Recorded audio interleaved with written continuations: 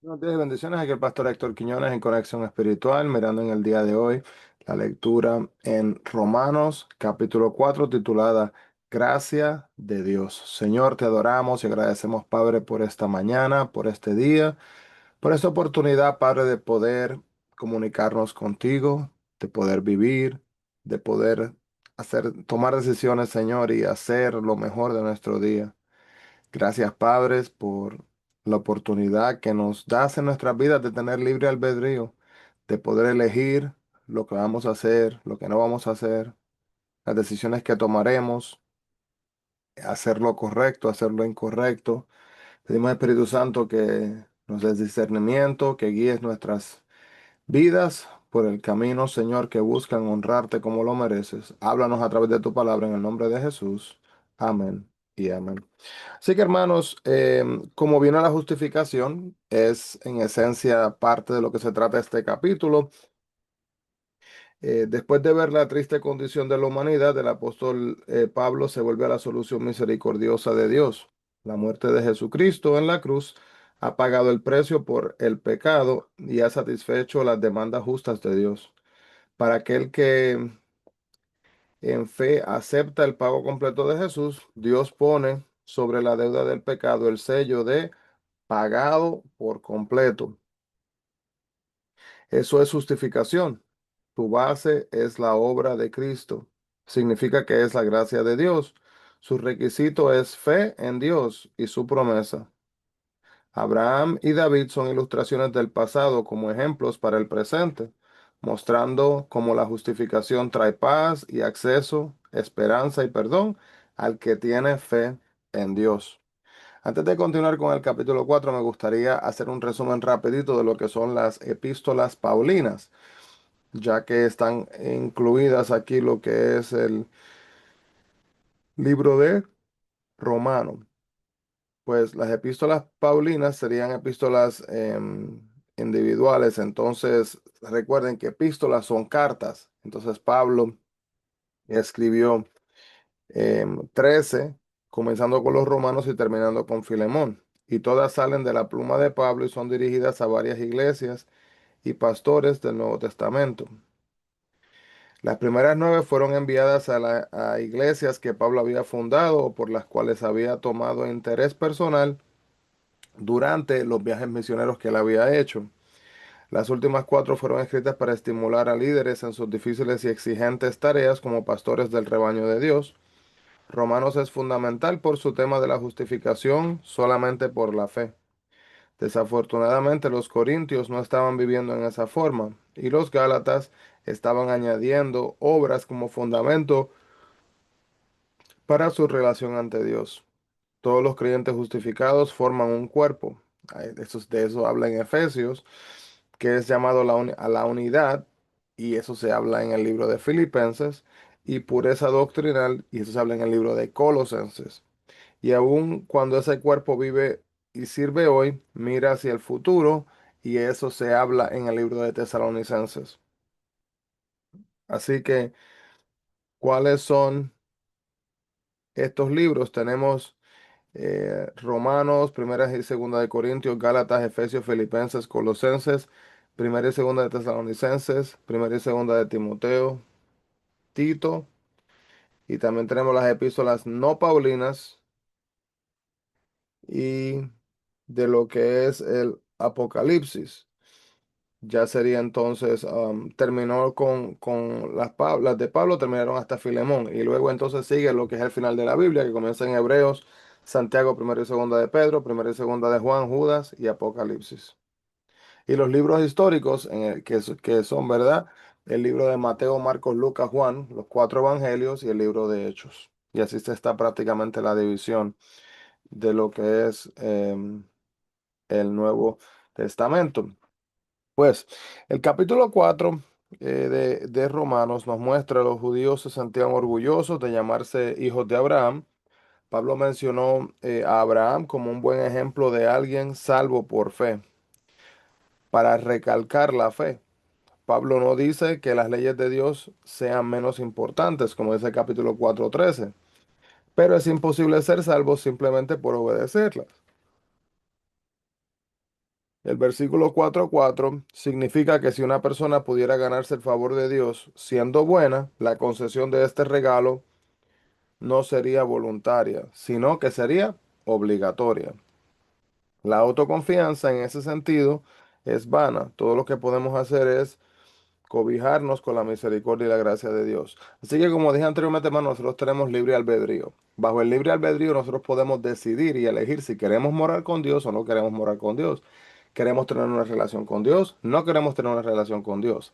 El que una persona sea amable, gentil, bondadosa con los que les rodean, puede ser visto como un fruto, ¿verdad?, del creyente que busca honrar a Dios. Ahora, hay personas que no le sirven a Dios, que toma la decisión personal de ser bondadosos, amables, gentiles con la gente. Entonces, imagínense que solamente por eso automáticamente una persona que no cree en Dios, que le ha dado la espalda a Dios, que no quiere saber nada de Dios, automáticamente vaya a ir al cielo a morar con un Dios que no le ha reconocido. Así que eso también alinea un poquito más el entendimiento.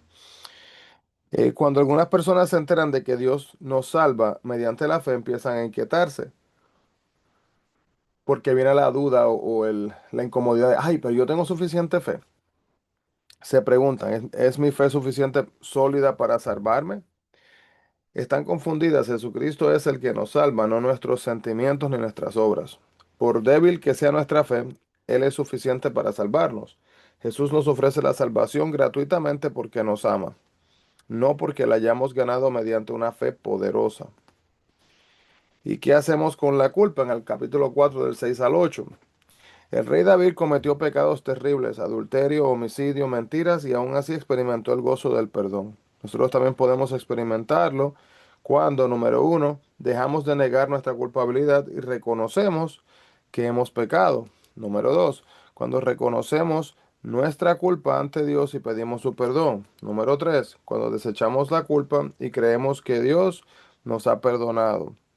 Esto puede ser difícil sobre todo cuando el pecado ha echado raíces y se ha enraizado por años, cuando es muy serio o cuando involucra a otro. Debemos de recordar que Jesús quiere y está dispuesto a perdonar todos los pecados. Si tomamos en cuenta el alto precio que Él pagó en la cruz, es arrogancia pensar que algún pecado nuestro sea demasiado grande para que Él lo perdone.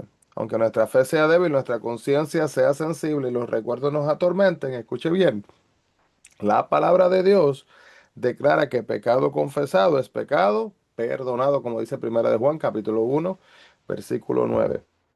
La circuncisión era una señal externa de que los judíos eran el pueblo escogido de Dios. La circuncisión de todos los niños judíos marcaba su separación de las naciones que adoraban a todo tipo de dioses.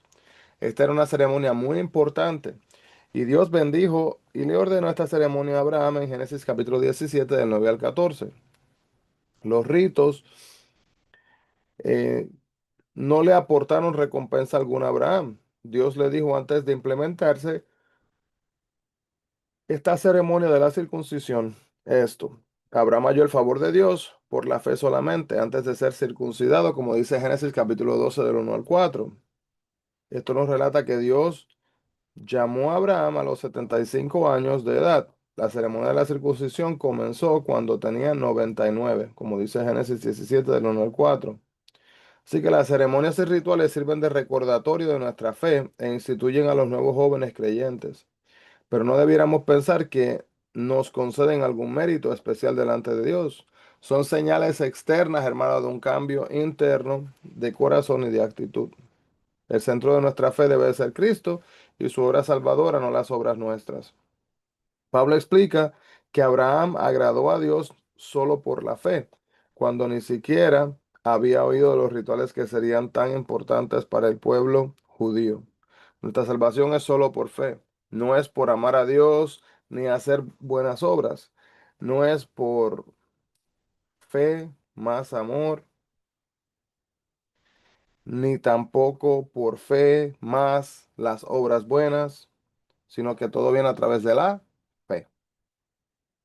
Y las otras cosas van a venir a su tiempo, ¿verdad? Pero no es lleva al requisito de la salvación. Mira, hermanos, el ladrón que fue crucificado al lado de Jesús. Él no tuvo la oportunidad de hacer buenas obras.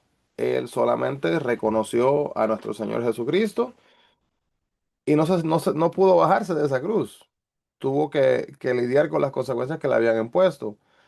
Pero aún así Jesús le dice que estaría con él ese mismo día. Entonces, vemos acá también que la promesa o pacto que Dios le dio a Abraham afirmaba que sería parte de muchas naciones, como dice Génesis 17 del 2 al 4, y que todo el que en el mundo recibiera bendición a través de él, como dice Génesis 12:3, esto se cumplió en Jesucristo. Jesús era de la descendencia de Abraham y en verdad el mundo entero recibió bendición mediante él. Abraham nunca dudó de que Dios cumplirá su promesa. Su vida estuvo marcada con errores, pecados y fallas, así como sabiduría y bondad, pero siempre confió en Dios. Su vida es un ejemplo de fe en acción. Y si hubiera puesto los ojos en sus recursos para sojuzgar, y para sojuzgar Canaán, entonces hubiera caído lo que era en la desesperación, hermanos, porque no podía controlar las cosas quizás como hubiera querido. Cuando creemos ocurre un cambio. Damos a Cristo nuestros pecados y Él nos da justicia y perdón, como dice 2 Corintios 5:21. No hay nada que podamos hacer para ganarlo, solo a través de Cristo recibimos la justicia de Dios. Qué oferta más increíble para nosotros. Y muchos aún no la toman en cuenta y siguen disfrutando, entre comillas, de su pecado, ¿verdad? Viviendo vidas pecaminosas. Amado Dios, gracias, Padre, por tu palabra, por el recordatorio de lo que esperas de nosotros, lo que debemos hacer, lo que no debemos hacer, Señor, y como nuestra fe es el fundamento de la salvación. Nuestras vidas están en tus manos, Padre. Ayuda a aquel que está teniendo dificultad quizás en entregar su vida hacia ti o en ver, Señor, la maravilla de tu salvación ofrecida en esa cruz. Dale entendimiento y sabiduría, Señor, y que pueda tomar el paso de buscarte en espíritu y en verdad. En el nombre de Jesús pedimos esto, mi Dios. Amén y amén. Así que Dios le bendiga grandemente a todos, hermanos. No se olviden, busquemos la presencia del Señor. Bendiciones a todos.